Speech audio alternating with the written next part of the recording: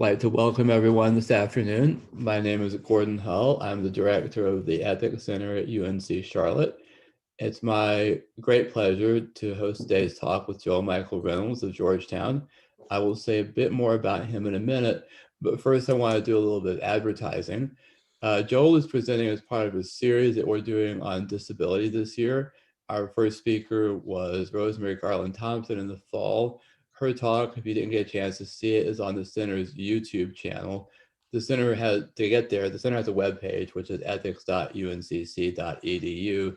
If you go to the upper right-hand corner of that, there's a little YouTube logo, and you can click on that, where we've been archiving talks. So Joel is the second speaker in this series.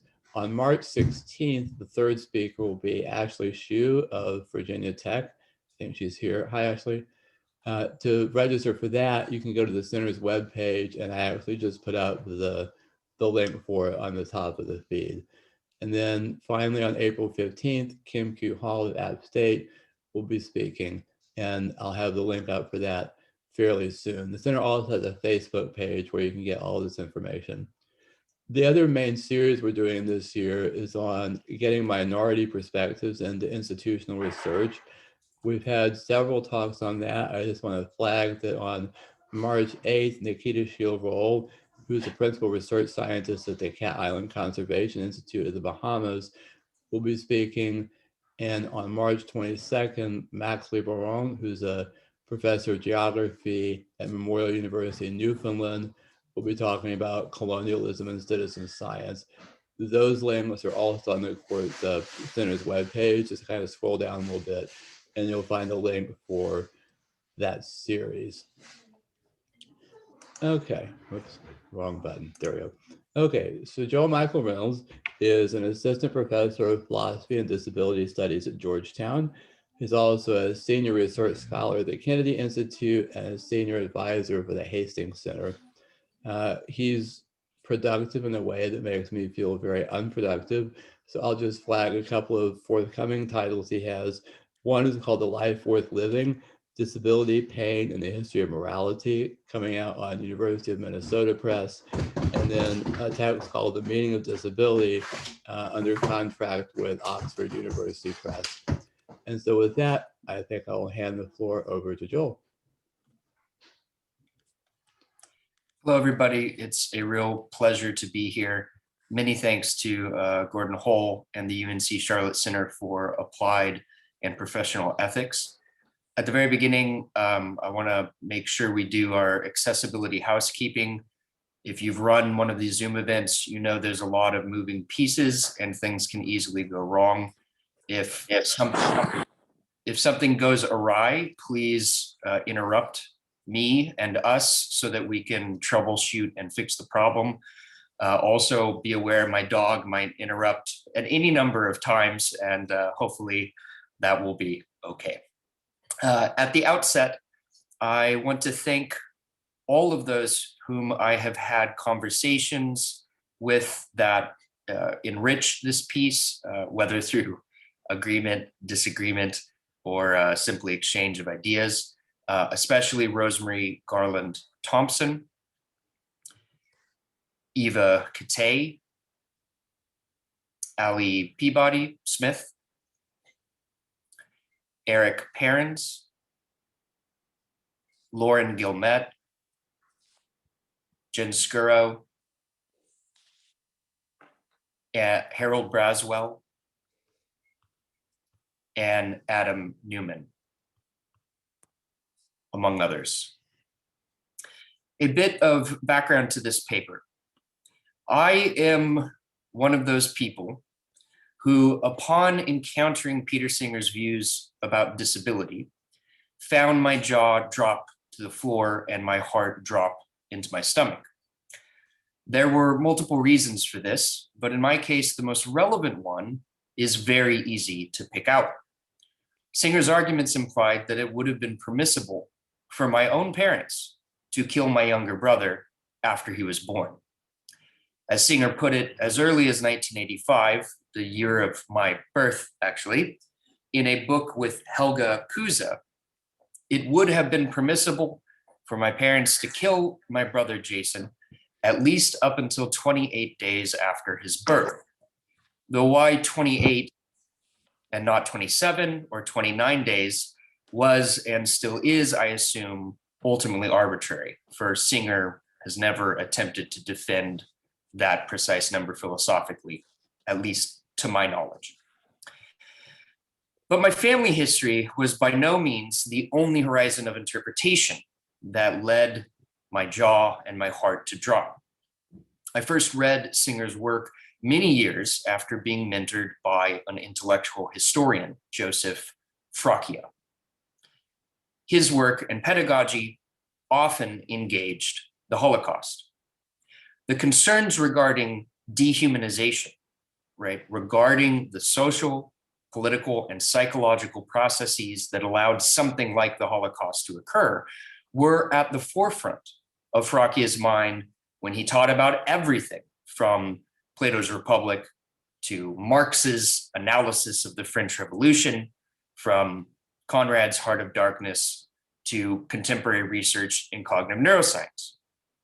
And in many ways, this paper is an attempt to honor Fracchia's work, as well as the work of Eva Feder-Kate, of Rosemary Garland Thompson, and all those many scholars who have, for now over 25 years, been trying to demonstrate that by treating some people as less than human, we lay out the red carpet for the very worst devils to which humans all too regularly succumb, to the very worst acts committed with the most extreme malice on the historical record.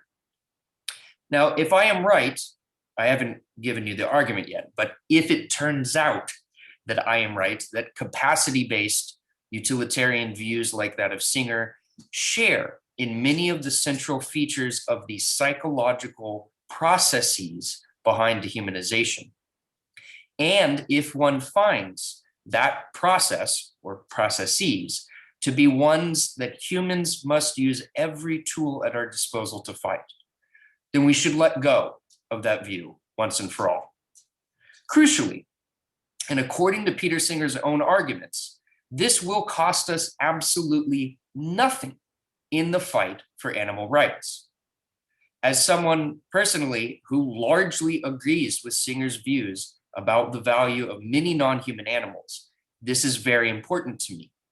We can hold on to everything Singer and animal rights defenders want by instead raising the status of certain non-human animals to that of humans. And now I will actually begin. And I'd like to start with two epigraphs. The first is from Rosemary Garland Thompson in a piece published in the New York Times called Becoming Disabled. She writes, confused responses to racial or gender categories can provoke the question, what are you? Whereas disability interrogations are, what's wrong with you? End quote. The second is from David Livingstone Smith in an article entitled Paradoxes of Dehumanization. He writes, when we dehumanize others, we regard them as simultaneously human and non-human, end quote. Over the last 50 years, debates concerning speciesism underwent a historic reversal. For a significant majority of the Western intellectual tradition, what we today call the species line functioned as a marker of not just biological and physiological, but also moral, political, and spiritual difference. Though articulated in different ways across epochs and particular traditions, the theoretical dominance of the great chain of being held strong. Today, however, to assert the species line as such a marker calls out for charges of empirical ignorance as well as moral consternation, especially given recent discoveries about the social life and cognitive processes of other organisms, ranging from octopi to ravens to elephants to bumblebees, and ranging from practices that include grieving the dead, playing games, and very complex forms of abstraction. The idea that the species line should in and of itself determine moral worth has come to be pilloried. There is, however, a cost or a potential cost to this reversal. Scholars from a range of traditions and specialties have argued that anti-speciesism, at least as defended by its primary proponents via a capacity-based view, it diminishes the standing of and even banishes certain people from the moral universe. Namely, it banishes those with certain types of impairments that can be a result of birth, of a result of events across the life course, or any number of processes of aging. For simplicity, I'm going to henceforth refer to the many concerns that result from disagreements over the proper role of the species line, the problem of speciesism. So when I say that term, I'm referring to that set, the full set of concerns there. Scholarship concerned with the exclusion of certain disabled people from the anti-speciesist orbit has on the whole anchored arguments in moral traditions that center upon questions of distributive justice and equity, such as certain versions of social contract theory. I'm thinking of Martha Nussbaum's work, and care ethics. Catay's work, going back to Nell Noddings, Carol Gilligan, Joan Toronto, etc. On the contrary, scholarship concerned with the moral indefensibility of the species line has on the whole anchored arguments in moral traditions that center on questions of pain and pleasure, or on moral features like duty. So I'm of course thinking of Singer. I'm also thinking to a degree of current arguments from people like Christine Korsgaard. Now, perhaps unsurprisingly, much of this debate feels like each side is arguing past one another as if ships in the dead of night. While to be sure, disagreement between these two camps is in part a consequence of the fate of different priors, of different overarching theoretical frameworks, of different premises, inferences, and intuitions, this is not, and it should not be, the end of the story. And the aim of this paper is to argue that the problem of speciesism, especially but not solely in relationship to disability, ultimately turns not on moral traditions or normative principles, obligations, or the like. It instead turns on how humans in fact tend to treat and think about each other. That is to say, we should not look primarily to ethics to address the problem of speciesism. We should turn to social psychology and to intellectual history. I'll argue that by looking to these fields, it becomes clear that speciesism is intimately, directly related to dehumanization, to a way of thinking one finds across the historical record, and a way of thinking that has underwritten the psychological mechanisms behind mass murders, rape, torture, and other atrocities. On this view, anti-speciesist arguments that do not have an anchor in how we in fact tend to treat and think about each other should be viewed as prima facie suspect, for they disregard or perhaps actively ignore the historied, well-documented problem that dehumanization presents, as well as the millions upon millions of deaths it has motivated across the historical record. I will begin by surveying quickly social, scientific, and historical scholarship on genocide, hate crimes, and other forms of treating others as non-human or subhuman, drawing upon the work of David Livingstone Smith, of Sylvia Winter, and of Richard Rorty. Among the many possible results of processes of dehumanization, one of them involves regarding certain human progeny or offspring to be, all right, we lost the interpreter's back. One of them involves regarding certain human progenies to be simply not human, to be not persons with respect to their value, which tellingly is one of the precise outcomes of Peter Singer's solution to the problem of speciesism. So I will then turn to Peter Singer's work, arguing that on his own account of various ways to include certain non-human animals in the moral universe, he indefensibly dismisses the most promising way to do that by preserving equality through raising the status of animals, granting them the same status we now accord to humans. But by instead choosing to abandon the idea of equal value of all humans, Singer endorses a path that, in light of the best research available in social psychology and in history, instead actively supports the psychological and larger political mechanisms behind the practice of dehumanization. Section 1, dehumanization. Not a very inventive title, my apologies. Near the outset of David Livingstone Smith's 2020 book, this just came out, called On Inhumanity, Dehumanization and How to Resist It, he quotes an SS booklet from 1942, and this is the quotation.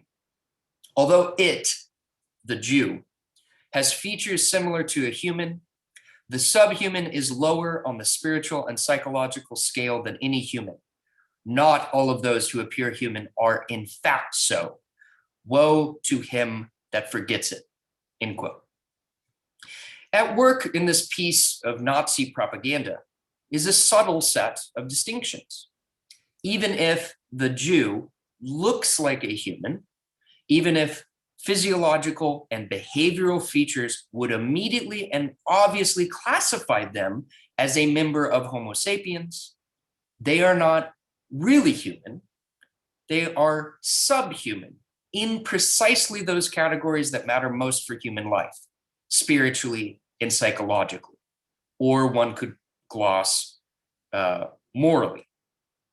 Now, Smith draws upon evidence such as this, along with a very large body of historical, psychological, and anthropological work to offer, the obligatory car alarm is going off now. Oh, okay. To offer the following definition of dehumanization. Here's how he defines it. To dehumanize another person is to conceive of them as a subhuman creature. I will return to this definition in more detail in the next section, but it's worth noting right now that this is a distinction which Singer himself employs, and to great effect. As he writes in his 1994 book, Rethinking Life and Death, quote, since neither a newborn human infant nor a fish is a person, the wrongness of killing such beings is not as great as the wrongness of killing a person, end quote. Singer's argument can be rephrased in the following way. A newborn human infant is both human insofar as it has features similar to a human, and it is clearly and uncontroversially the biological offspring of a human, and yet it is also not human in a spiritual or psychological sense. The newborn human infant, like the fish on Peter Singer's account, is not a person in a moral sense of that term. Return immediately now back to Smith's definition of dehumanization. To dehumanize another person is to conceive of them as a subhuman creature. Now, as Smith makes very clear, there is a lot to unpack here. Every noun, every verb, and even the syntax of this definition is doing very specific work. Now, whatever one makes of the particulars of his theory, which he readily admits has changed over the years, it's still evolving as he continues his research, I find one of the more important aspects of his theory to be its explicit inclusion of a paradox. The dehumanized are considered to be both human and not human. And it's in the play of this tension that the dehumanized are rendered not really, not fully, not truly a person, not really a being to whom is accorded the usual sorts of regard and treatment as expressed in, to borrow haphazardly from Rawls, the common morality. Upon first encountering this research, you might be tempted to think that dehumanization is rare or unusual. Smith and others who work in this area are so aware of this response that often a significant portion of their scholarship is devoted to just laying out example after example of this occurring. To summarize very crudely, history shows dehumanization to be extremely common. Dehumanization is at play in the numerous genocides recorded in the Jewish Tanakh, the Christian Old Testament, in the 19th century Belgian massive genocide of the Congolese in the Congo Free State, the mid-20th century Nazi genocide of Jews and others in Germany, the 1990s Hutu genocide of the Tutsis in Rwanda, and the contemporary, literally going on today, genocide of the Rohingya in Myanmar and of Uyghurs in China. Once one takes the historical record seriously, a different response then might arise. Why can't we all just agree that humans have intrinsic worth? Wouldn't a fundamentalist approach that establishes beyond a shadow of a doubt all human life has value, wouldn't that fix the problem? Well, Richard Rorty addressed this question head on, and I find his account very illuminating. As he puts it, quote, "Why is there so little resonance and so little point in asking whether, for example, human beings in fact have the rights listed in, say, the Helsinki Declaration, or pick your human rights treatise or convention? A simple answer," Rorty continues, "is that between Kant's time and ours, Darwin argued most intellectuals out of the view that human beings contain a special added ingredient. He convinced us, Darwin convinced us, most of us, that we were exceptionally talented animals clever enough to take charge of our own future evolution, though we seem to be doing so in a way that will lead to massive death, but I digress." Rorty continues, "I think this answer is right as far as it goes, but it leads to a further question. Why did Darwin succeed, relatively speaking, so easily? Why didn't he create the fervent philosophical and religious outcry that Galileo and, say, Newton did?" Well, Rorty suggests that the reason he didn't cause such a ferment is because the line between divine selection and evolutionary selection is not as far as you might think. And the scholar whose work I think makes this point most powerfully is Sylvia Wynter, right? I think she demonstrates that divine selection, evolutionary selection are two sides of the same coin, or are just a difference in degree, but not a difference in kind in terms of how we think about humans. In her extremely important piece, "No Humans Involved, an open letter to my colleagues," Wynter responds to evidence that surfaced after the 1991 acquittal, after the acquittal of the 1991 police beating and torture of Rodney King. LA police, it was discovered, would regularly refer to engagement with young Black males via the acronym NHI, which means No Humans Involved. Wynter writes, quote, "The classificatory logic of the acronym NHI, as well as the belief system of a David Duke, a famous white supremacist, for whom, whilst the Caucasian incarnates the ostensibly most highly evolved and selected mode of normal human being, the lower non-white races, and most ultimately the Negro, incarnate the most atavistic, non-evolved lack of human. This all derives, therefore, from a fallacy related to the one she gives above, which I'm going to gloss over. She says, a fallacy that underlies our present disciplinary paradigms and their hegemonic mode of economic rationality." What fallacy is this? She calls it the fallacy of supraculturalism, that mistakes our present local culture's representation of the human as a natural organism that has been selected for evolutionarily, as if it were the human in itself, mistaking the representation for the reality, the map for the territory, end quote. In short, Winter is, I think, stating something profoundly insightful and important. She's arguing that the modern scientific paradigm, one predicated not simply upon the empiricism of Bacon, Galileo, and others, but a paradigm that already sets the stage for and defends what would become a Darwinian understanding of what Marx would call our Gattungswesen, our species being. This paradigm is foundationalist. It assumes that it knows what it is to be human and can define the human, instead of, for example, arguing for what it should be to qualify as human, what we should think about humans given the sort of world we want to live in, which I hope is a world that's more just and equitable. Now, if the idea that we should simply posit what counts as human sounds strange, then again, I think perhaps one has not yet appreciated the enormous import of human rights and the scholarship on dehumanization.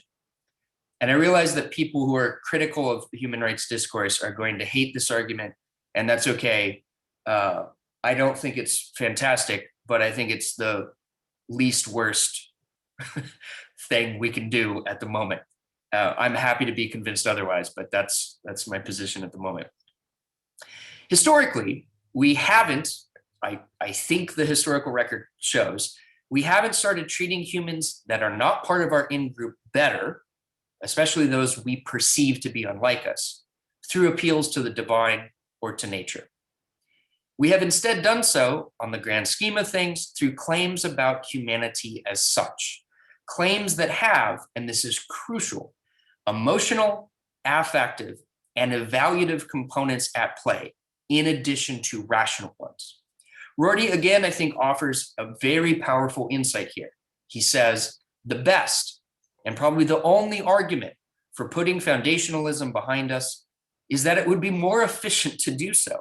You can hear his pragmatism here, because it would let us concentrate our energies on manipulating sentiments, on sentimental and affective, evaluative education. That sort of education, he continues, sufficiently acquaints people of different kinds with one another so that they're less tempted to think of those different from themselves as only quasi-human. The goal of this manipulation, hearing that word in a neutral sense, manipulation of sentiment, is to expand the reference of the terms, our kind of people and people like us, end quote.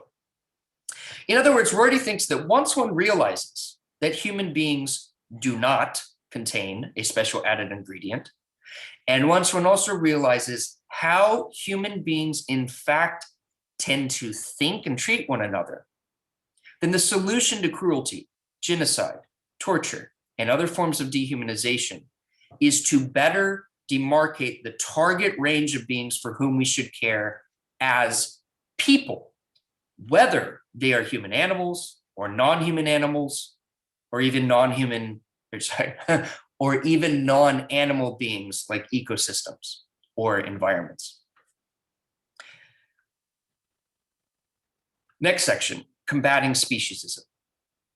Let us return to the animating, no pun intended, problem. What, relative to the sort of conversation in which we're engaged, are our aims?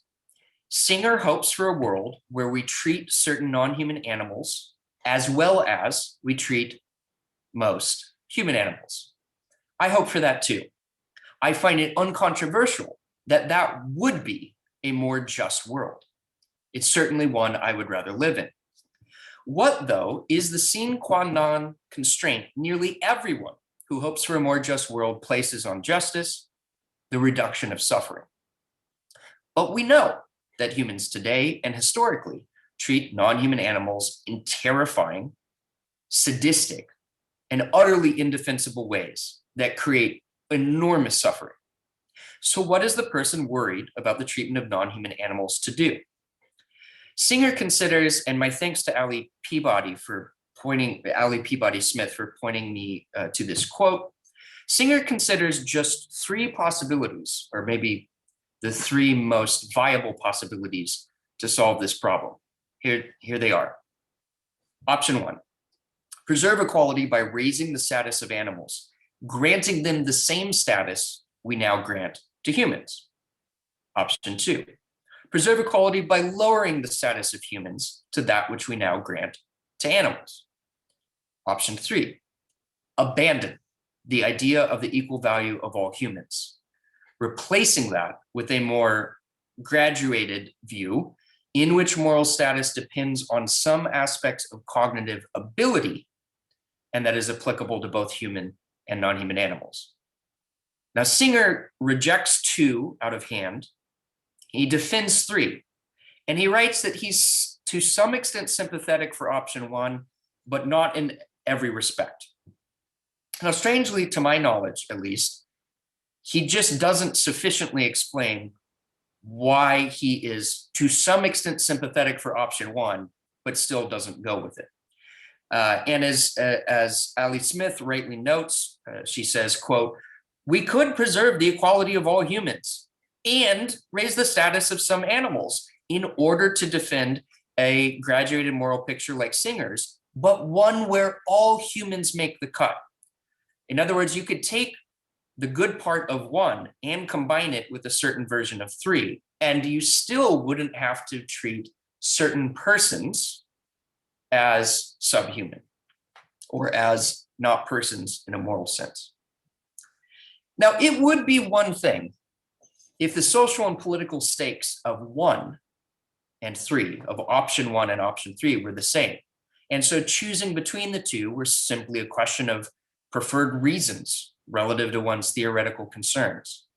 But as I hope is painfully clear at this point, the difference between option one and option three is the difference between explicitly and actively gearing into the mechanisms of dehumanization or not. And to be clear, linking moral status to cognitive ability, however capaciously one understands cognitive ability, it's not simply a debated criterion. That itself is a criterion that has been historically used over and over again as a means of dehumanization, specifically the dehumanization of already marginalized social groups as a defense for majoritarian social groups to maintain their control by claiming that the minority group has lower cognitive ability, et cetera, et cetera.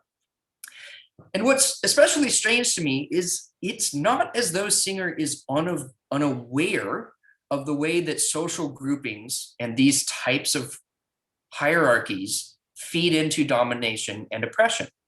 In a 2019 interview with Vox, Singer says the following: "I understand speciesism, like racism and sexism, as a prejudice that a more powerful group has against those who are less powerful.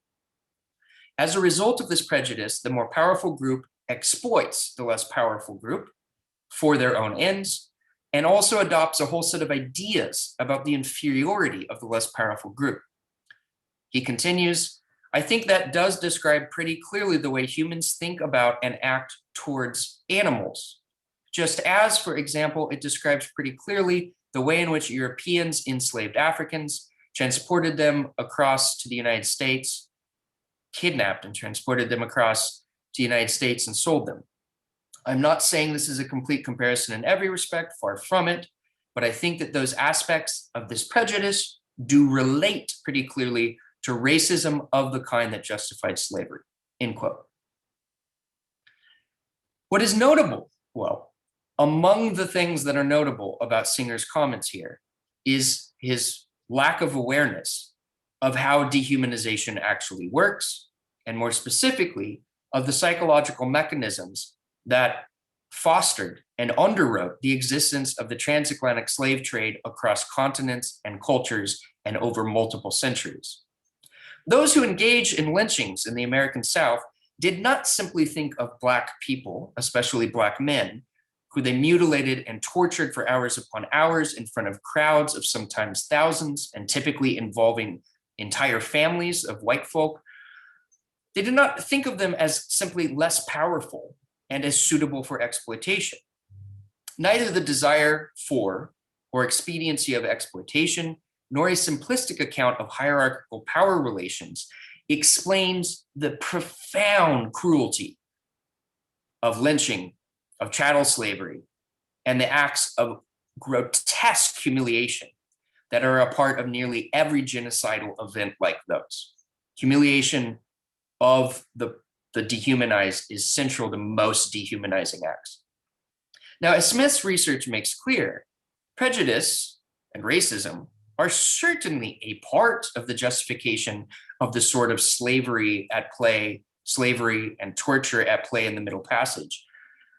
But to conclude that prejudice and racism are therefore of a fold with speciesism, and I'm being a little unfair to how he phrased things, but if you'll grant me the point, especially if thought along the lines of a kind of simplistic, stronger, weaker, might decides right continuum, I think it just evidences a lack of understanding of human psychology, of human history, and of what it would take to make the course of human history more just.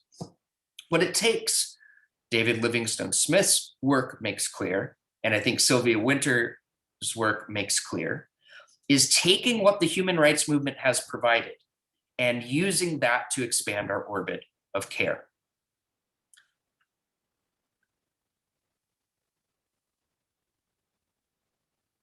I was going to skip a paragraph, but I'll keep it in here. Eva Kate writes, quote, "We have each experienced care in our lives, even the most destitute among us, for without it, we cannot reach maturity. To characterize the worth each one derives from the investment of care of a mothering person, I have elsewhere invoked the aphorism, 'We are all some mother's child.' In the locutions, 'I am also a mother's child,' or 'they are some mother's child,' can be heard the claim that we are all equally entitled to what is due a mother's child." She continues, "We utter these locutions when we want to remind our interlocutor or ourselves of the humanity of someone who seems to have been vanquished from our moral domain." And it's important to note here that Kate makes extremely clear that mother is not supposed to function as a gendered term. For her, it is only picking out one who takes on the responsibility or who is placed in a relationship of responsibility for another's well-being.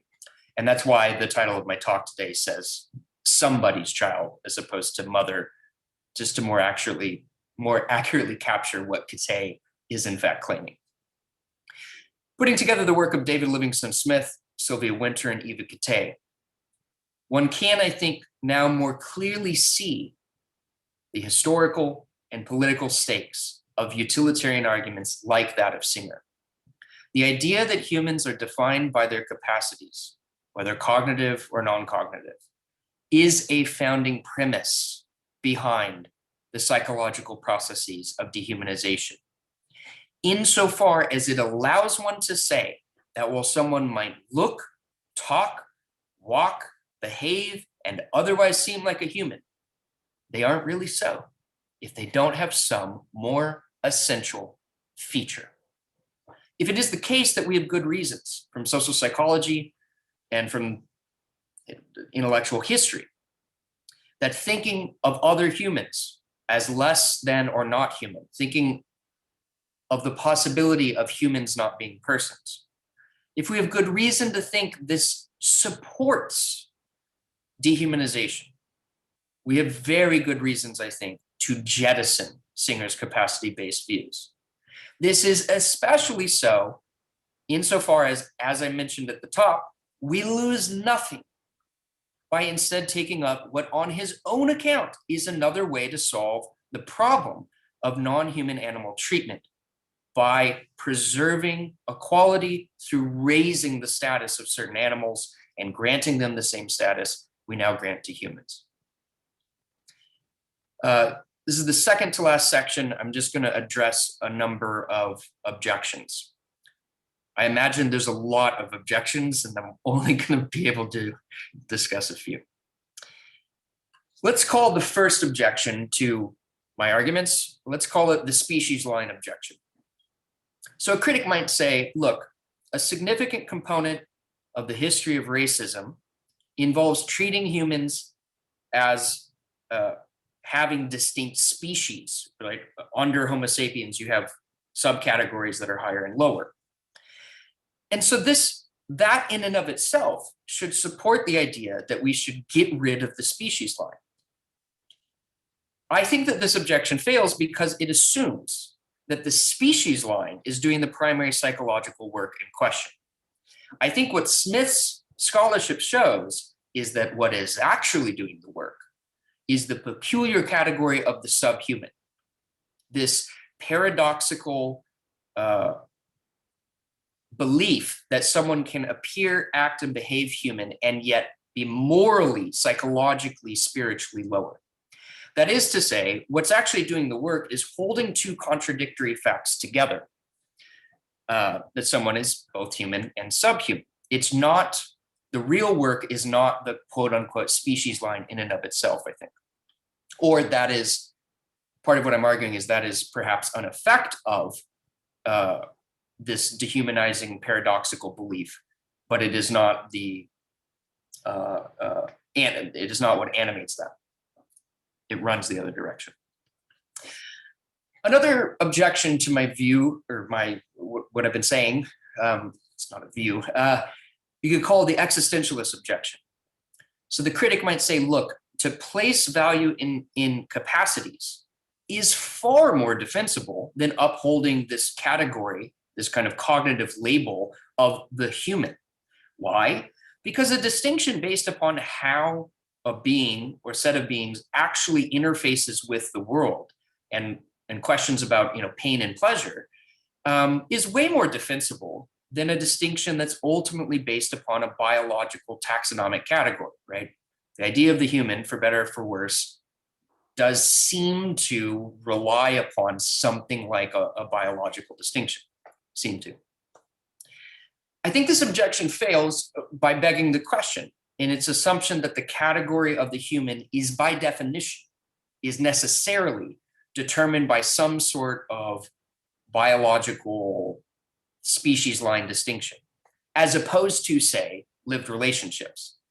This is one of the reasons I made Catay's claim about we are all somebody's child so central, is it is a set of relations that determines questions of humanity. It is not determinations coming from biology or fill in the blank.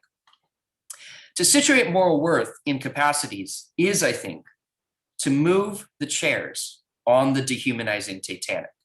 It is to declare, by categorical fiat, what counts as human relative to other human values in a way that keeps the door to dehumanization wide open. And this is one of Sylvia Wynter's, I think, central points about the troubles of modern evolutionary interpretations of humanity, right? Whether one does so by applying a label such as Homo sapiens, or by stipulating that the capacity to appreciate music like that of Bach, or, these are the important things. These are similar moves.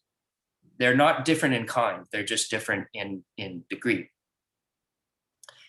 Consider another objection, the particularist objection. This is one that gets levied against care ethicists constantly. I think it's usually unfair. But on this objection, the idea that relationships should be the determinate factor for moral worth is little more than a product of the fact that humans tend to care more about people and things near us and not far away. A utilitarian capacities-based approach, the critic might say, avoids this problem. I think, on the contrary, that the description of a relational approach as particularist relies upon a mischaracterization and a misunderstanding of that approach. That we are all somebody's child does not mean that one's own children or other kin are thereby of more moral import than other people. It is instead a claim about the normative webs in which human beings live and how normative bindingness regarding human value arises. Namely, it arises out of a lived experience with our interpersonal relations with others, and that is what grounds human rights as such. To treat offspring as morally relevant or not, or relevant on some sliding scale, relative to their capacities, is to misunderstand what it means to not only desire to become pregnant, to be pregnant or to have a child, or even to raise a child. And as Christine Korsgaard has a fascinating line on this point. She says, look, we should not confuse either the thought that we owe different things to animals than to people, or the thought that sometimes we may legitimately exercise a partiality to our own species. We shouldn't confuse either of those with the thought that human beings are more important than animals generally. Those are all different ideas. They're not automatically linked.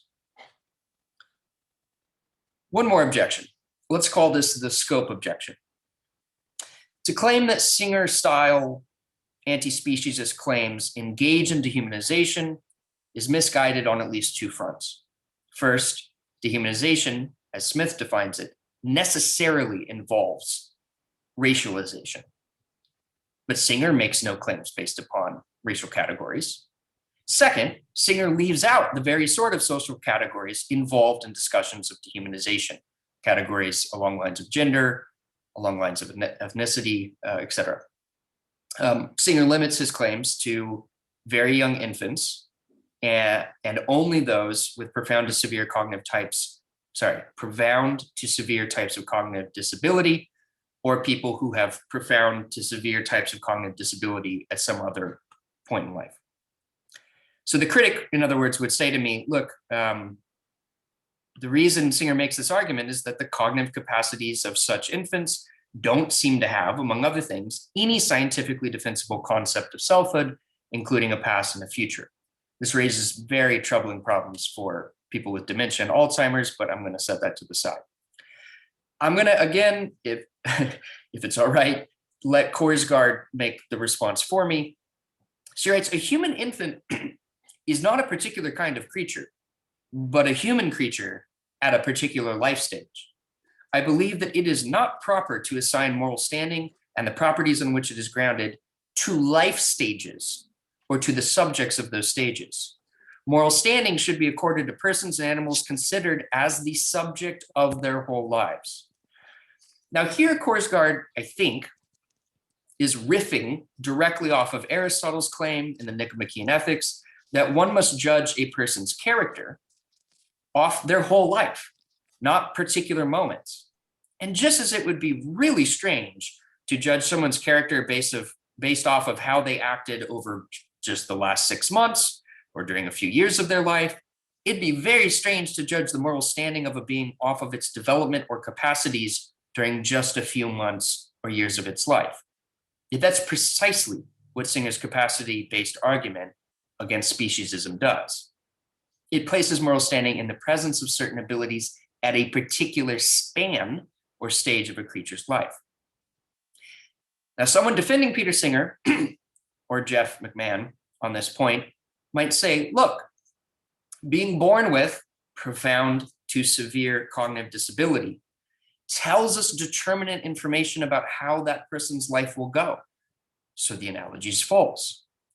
But that's either an outright lie or a falsehood based upon very disturbing ignorance. It's simply not what research on conditions that fall under that gerrymandered term, right? I always like to remind people that profound to severe cognitive disability is not a clinically meaningful category. It's what people say when they don't have more information or they're making a rash generalization.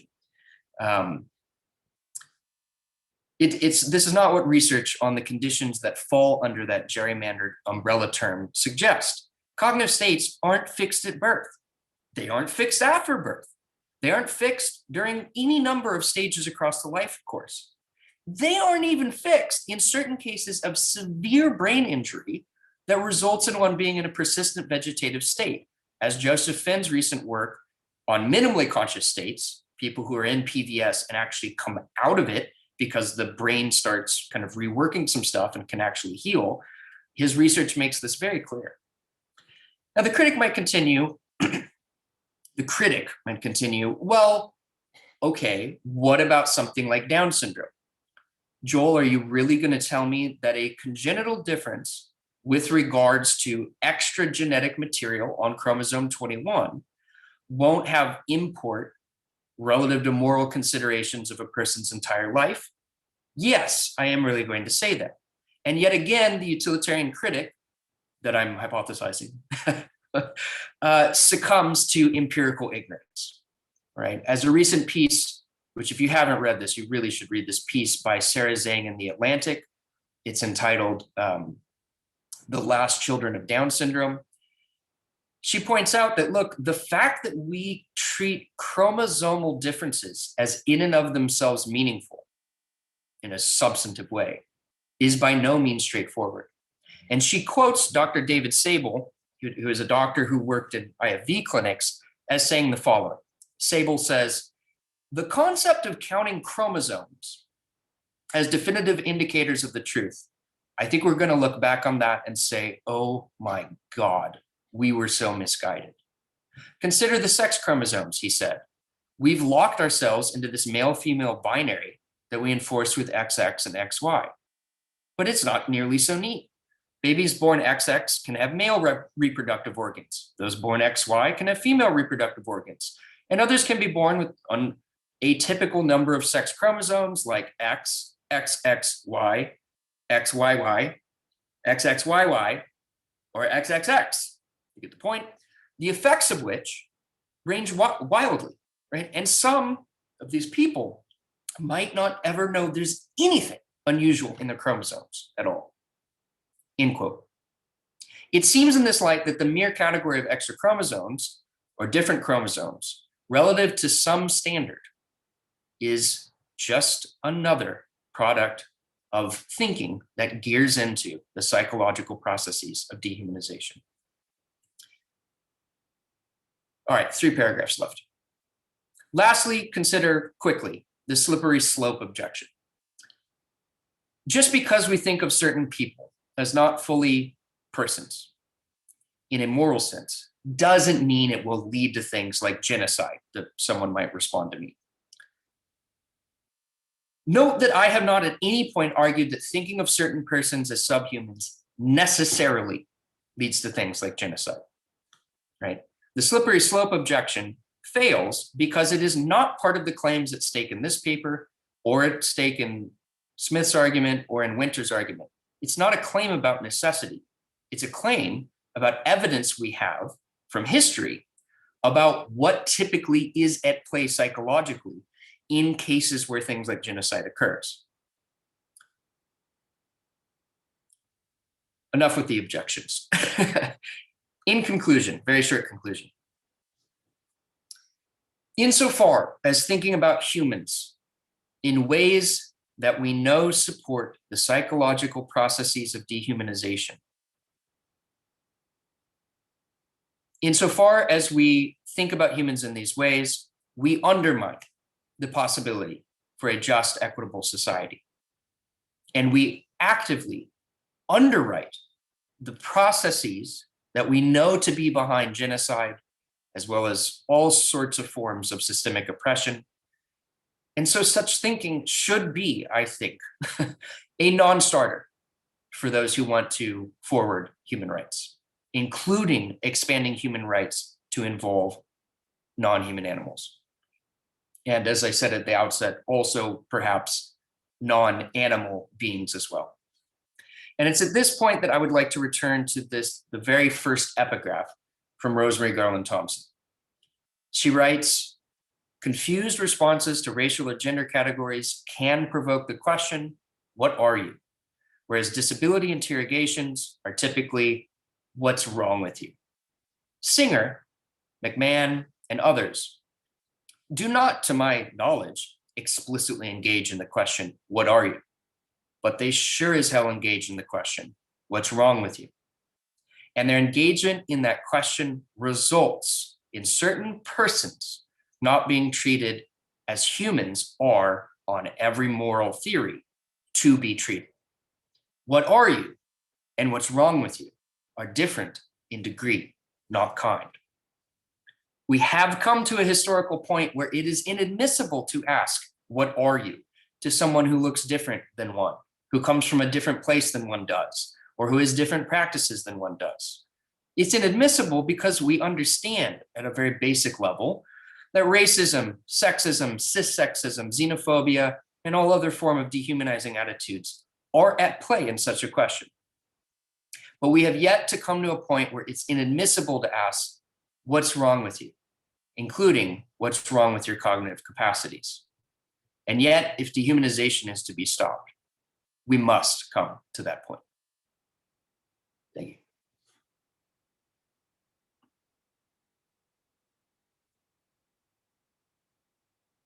Thank you, Joel. I want now, I think, to let us have some conversation here.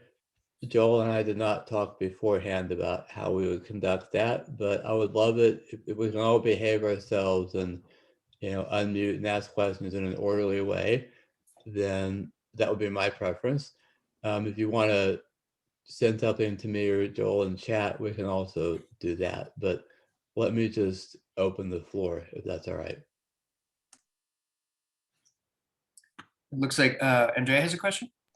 Yeah. Hey, thanks, Joel. That was fantastic. I'm a big fan of your work, as you know.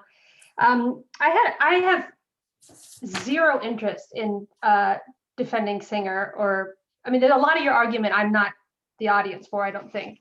But I do really appreciate the way that you're combining this question of dehumanization, debates about humanism, and then bringing that into the context of your research. Very important research, and I think fighting fights that are important. So thank you for that.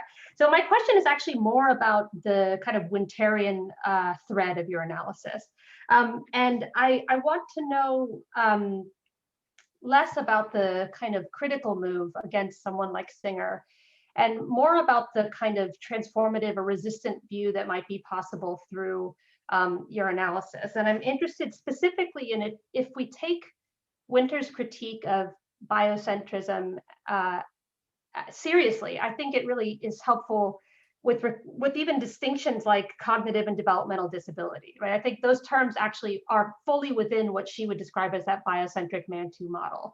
So I think I think it's a very important move to make there. But then my question for you is actually, because some of her her discomfort even within the biocentric model is about ignoring this creative capacity, which she sees as now this movement outside of these terms, the pre-existing terms of humanism. So from Fanon, she develops sociogeny, or the sociogenic principle, and then that is about creativity to some degree, or autopoiesis, or however you want to work that out. But I guess my question for you then, regarding kind of where we see opportunities for looking at creation and movement beyond the terms of, say, pre-existing humanisms within disabled communities. I think that's maybe part of it. And I'm thinking one obvious answer for me is someone like Stacey Clifford Simplican's work. But I was just curious whether you're also extending in that direction on movements beyond the kind of rehumanization discourse and thinking about creation, sociogeny within disability justice communities or something like that. So I guess I was interested in that kind of the less response to the critique of Singer, and more where are disabled communities and disability justice communities pushing that question beyond the human, maybe through Winter's terms. Thank you so much. I hope that made sense. Sorry. Yeah. Thank you so much for that question. Every time you ask a question, I'm like, well, I'm probably going to be thinking about this for the next 5 years. So it's great. Part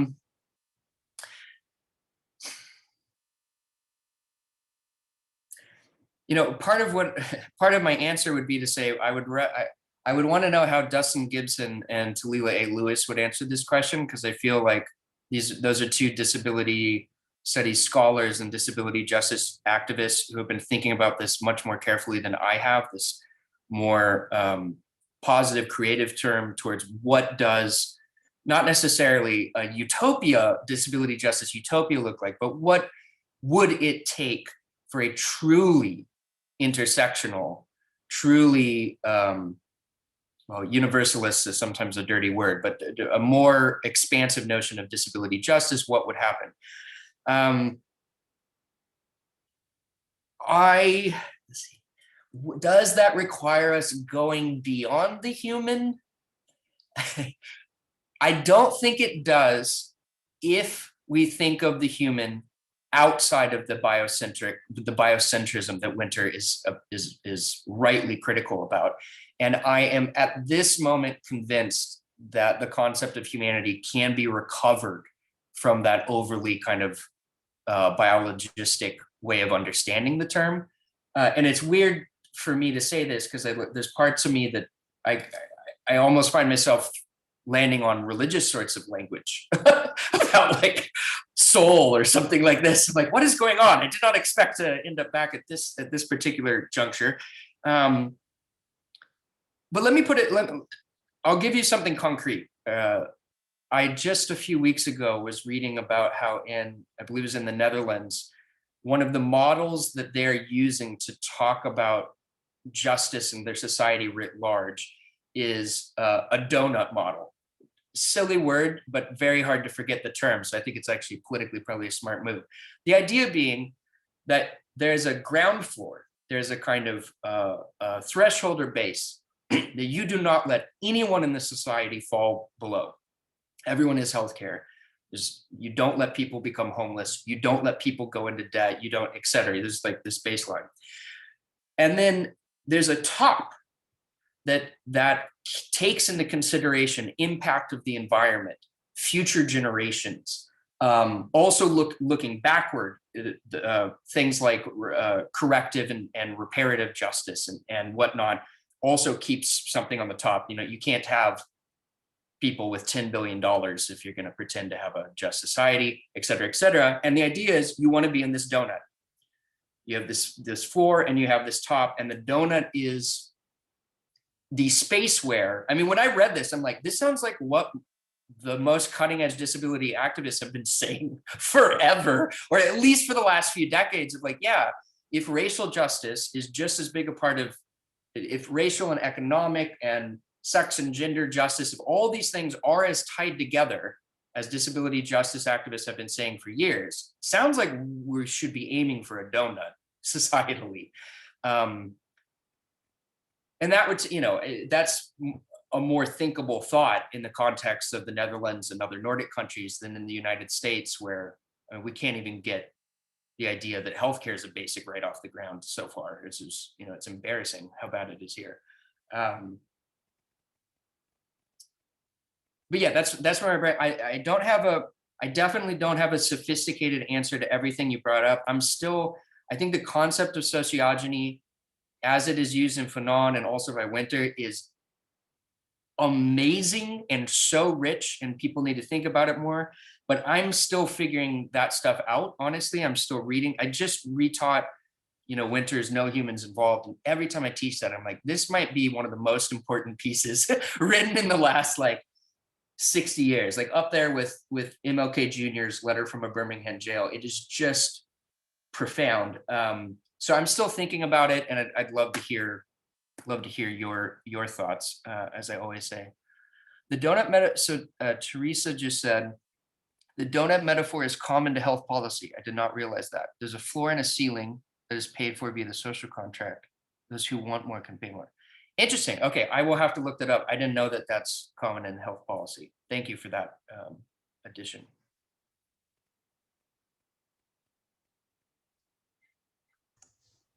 So I've got a question, and I think it's interesting that you point to how hard it is to find the right kind of conceptual apparatus to use. And you said, well, religious ideas pop in your head, and what am I doing with those? So legal personhood is the obvious go-to category here, precisely because it can be so capacious and flexible. And so if we say, well, you know, a legal person is defined as an entity that has an interest. You know, I think it was Hobbes that said like a bridge can have an interest, right? So we can define that in a really capacious way. Of course, we haven't, and that's been a problem, but there's at least a possibility there. So I'm wondering how legal personhood would fit into this account. That's a fantastic suggestion, and it does seem to be very tempting. And my very limited knowledge of the way in which that concept has actually been used to protect the rights of, say, certain primates. That concept has been used I'm not sure successfully in the US, but I believe in Australia, I think it's been used to protect certain features of the landscape. Things like mountains and hills, or that's a crude way of putting it, but you know what I mean. I'm going to go with that. It does sound promising. It scares me a little bit because of how, just thinking about a US context, how the concept of legal personhood has been applied to corporations, and thinking about how unbelievably damaging that has been and still is today in terms of undermining even the pretend idea that we're in a democracy, because money is power.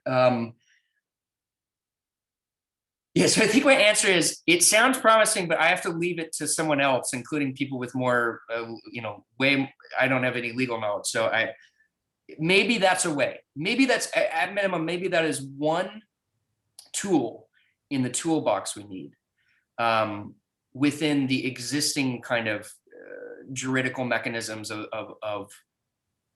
at least the global north. I can't really speak to other spots in the world. I still worry, though, but the question still remains for me, like, even if that is a useful tool, that still doesn't answer, for me personally, it doesn't answer the question of what's really at work in the concept of the person. Not that I have to have, this is where the pragmatist in me says, stop asking the metaphysical questions. Like, didn't Rorty already disabuse you of the idea that you need some thick answer to that question? Or not just Rorty, but also William James and John Dewey. Right. But I still wonder. It's still a question for me. This is Teresa here. So yeah, I enjoyed the presentation. I'm not familiar with a lot of the literature, but I do know the pragmatist philosophical tradition. I'm a sociologist, but I've done metaphysics seminars in philosophy, and I'm definitely call myself a pragmatist. Publicly, probably more of a Marxist privately. That's okay. But I write about severe mental illness and have a book coming out where I argue, as I did with HIV, for Paul Farmer's preferential justice. And, theoretically, I'm interested in justice and disability, and people with severe mental illnesses would be better off with a disability label as opposed to a mental illness label for lots of legal rights, as Gordon pointed out, as well as social rights. But I kind of was struck with the question that was asked earlier, and I don't know if it was Gail that asked it, about animal rights and humanization, because in my discussion class with my senior seminar, I don't teach many undergraduates, but I get senior seminar, we were talking, they responded to the events, racism and whatnot. And someone came out and said very clearly that humans are the most violent, awful species in the world. We destroy people around us, each other. And I couldn't help but respond with the climate change. Yeah, and we're destroying the planet for all these other species. And it just made me think about humanization, dehumanization. We have a journal, Humanist Sociology, and I used to teach Aldo Leopold in my way undergraduate classes on ecology and sociology. I just wonder if we do need the preferential justice ethic of Paul Farmer, not just for humans, but to a recognition that, we are all interconnected in this world. And if we keep destroying, the land and the environment and the climate without any accountability, what kind of justice is that? For who? Yeah, that's a great question. Thank you. Yeah, it's not a question. It's It's a reflective comment, bringing it down to 4:30 on Thursday afternoon, and what our students might say to us who don't read most of this. But I was struck by the kind. It just came in. I just read it yesterday. I was struck, and I said, "Oh, you're right. I hadn't thought about that, Yeah. Yeah. Yeah, I mean, that's very provocative, and yes, especially late at night with a little too much wine in me, it's very easy to just be like, wow, God, humans are just kind of the worst. But I will say this, one of the things I have only recently learned, and I don't know how, I won't even admit how many years, it's embarrassing, but some of the data regarding climate change suggests that if we were just picking blame of singular actors or maybe corporations, it's a very small percentage of humanity. Good point.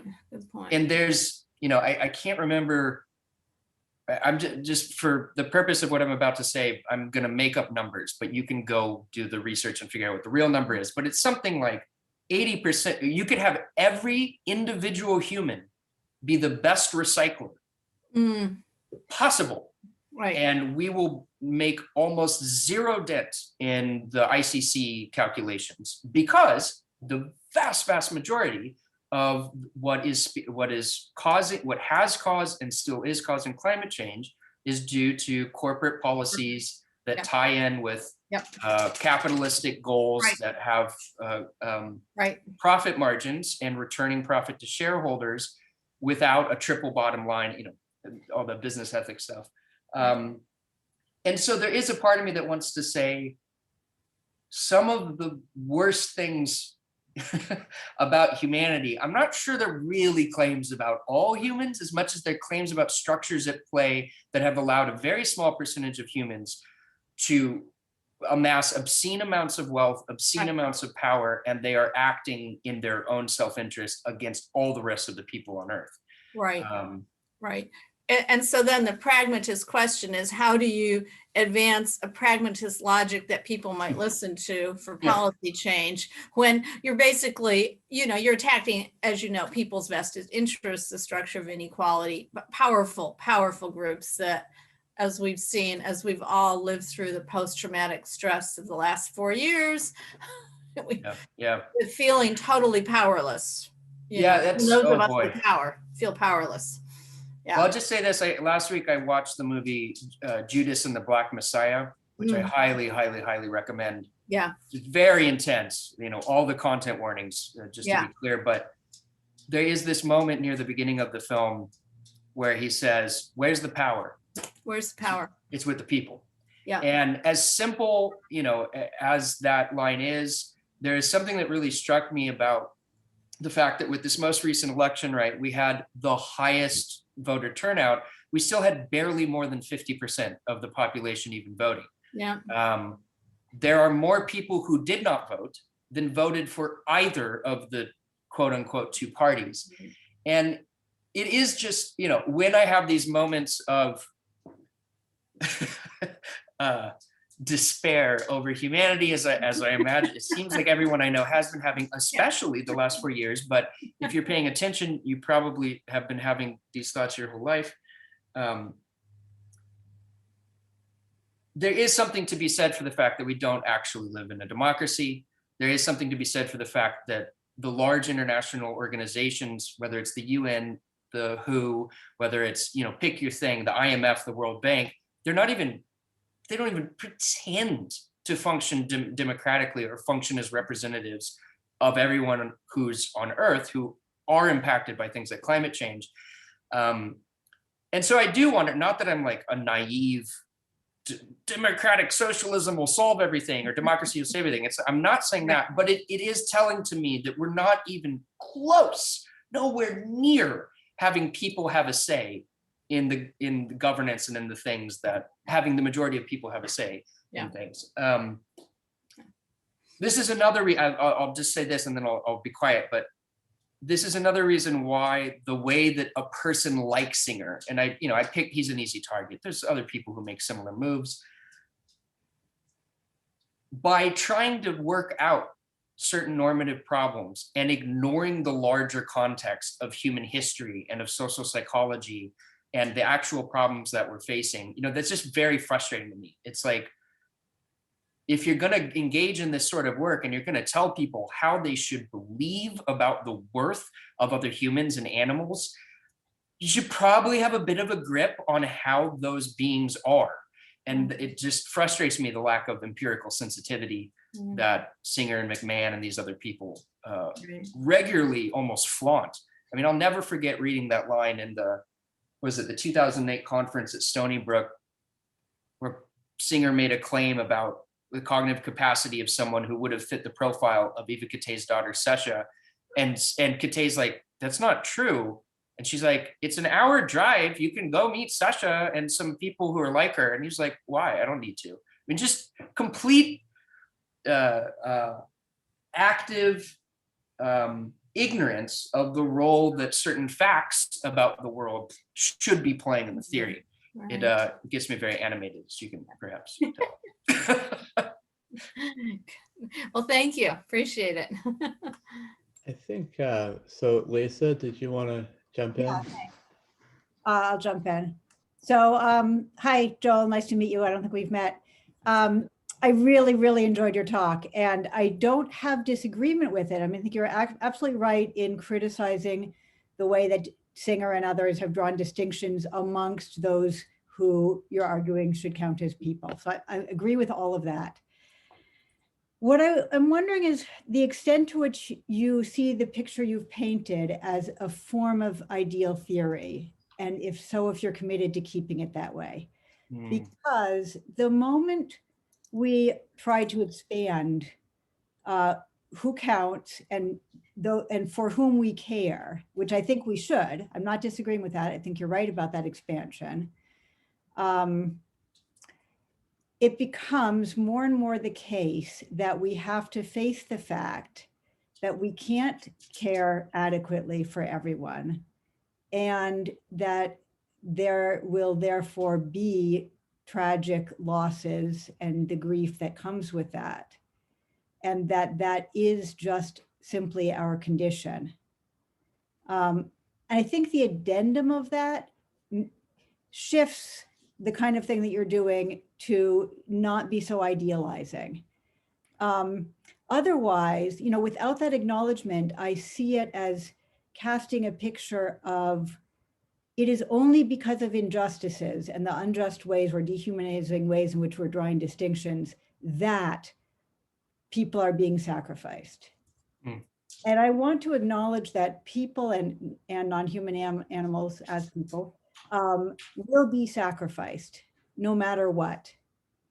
And we can try to eliminate the injustices or forms of dehumanization involved in picking who is sacrificed and who isn't, and we should do that.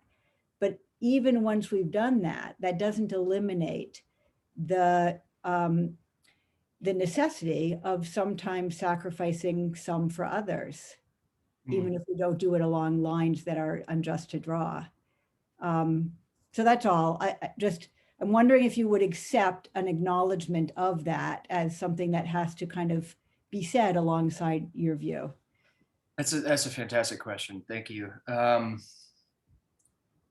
It's funny, it's like when I give talks, I either get charged as being mostly an ideal theorist or as mostly being a non-ideal theorist. I never seem to be able to hit the balance in the middle, such is life. Well, I actually see not hitting the balance as a good thing, because I think there's problems with both ideal and non-ideal. Right. Theory. You might be onto something. Touche.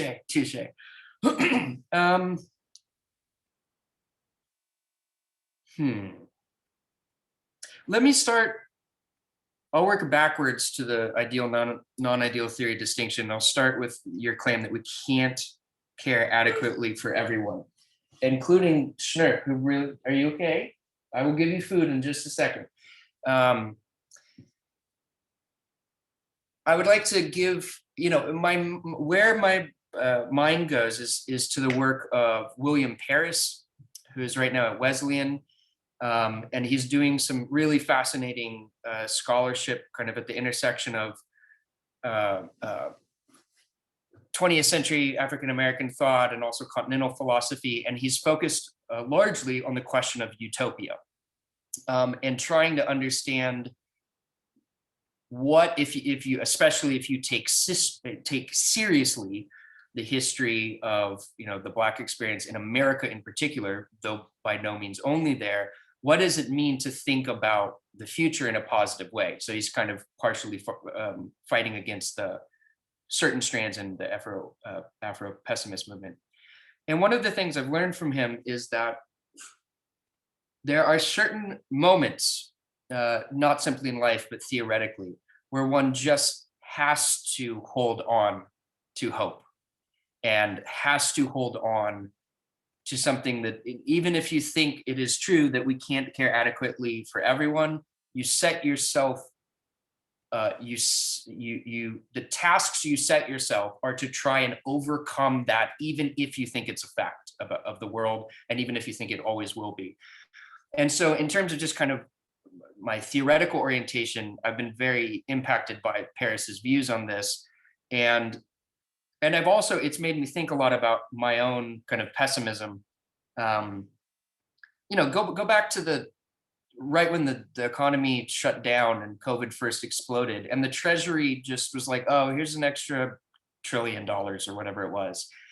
And of course, now it gets complicated economically because the Fed can't just create money for any reason and blah, blah, blah. I'm not going to get into those details.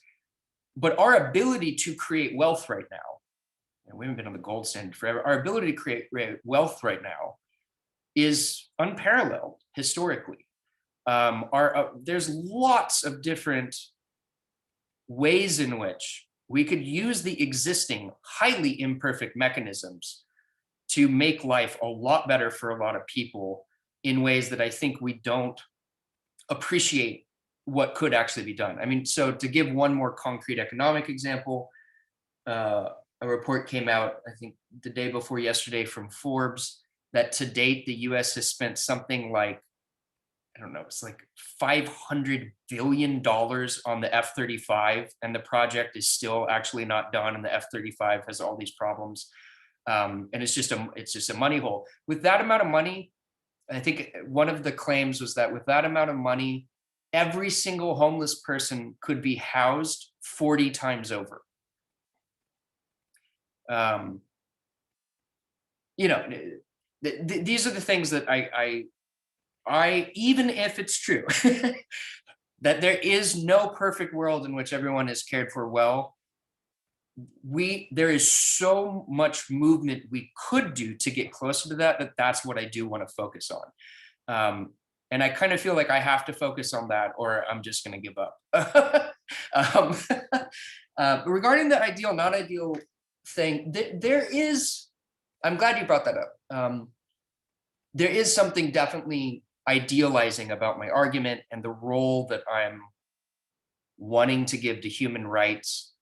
But it's like ideal, I'm glad pragmatism has been coming up a number of times. I guess that happens whenever you quote Rorty, but there is a kind of pragmatist idealism where you say, look, in the same way that the classical pragmatists are like, what's truth? Well, it's what's useful. Like what things that are true that let you do certain things in the world relative to certain ends.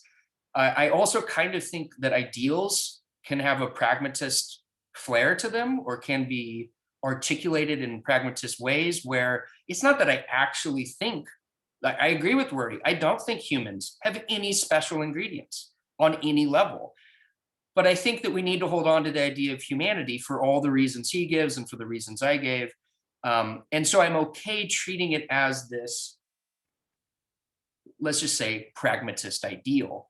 And I'm okay, especially because the reason for holding on to it comes from non-ideal theory. It comes from what people like Rorty and Winter and others have said is the case about how humans have tended to act, and therefore in light of that, we think we need to hold on to this ideal. And insofar as my ideals are arising from and or being directly informed by non-ideal reality, then I'm a little more comfortable with them. But I clearly want to have my cake and eat it too on this, relative to the concerns you very rightly raised. Thanks. So maybe we can close with a question from the chat. This is Jan. who writes, older animal liberation strands were not necessarily aiming at the humanization of non-human animals or the idea of equal status, or again, an inclusion into a human rights framework, but articulated attacks onto the naturalist ontology that separates the living between nature and culture. Have you explored these alternative ontological proposals that don't base themselves on humanism, but propose a new non-human common? Wow, that's great. Honestly, my answer is I'm going to have to think about that a little bit more.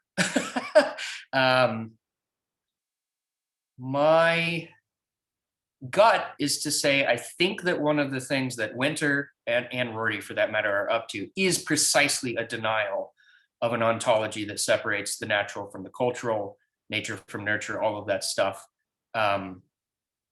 I mean, whenever I see, it doesn't matter what domain it's in, whenever I see that binary being used seriously, I immediately become suspicious. But